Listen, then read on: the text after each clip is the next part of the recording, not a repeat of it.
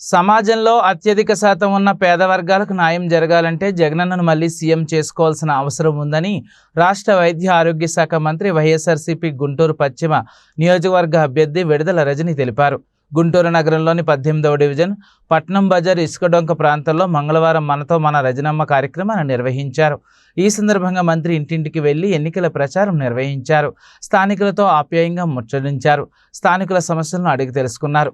అనంతరం మాట్లాడుతూ ఈ ఎన్నికలలో పెత్తందారులంతా తమ ముసుగులు తీసేసి ఒకటయ్యారని చెప్పారు.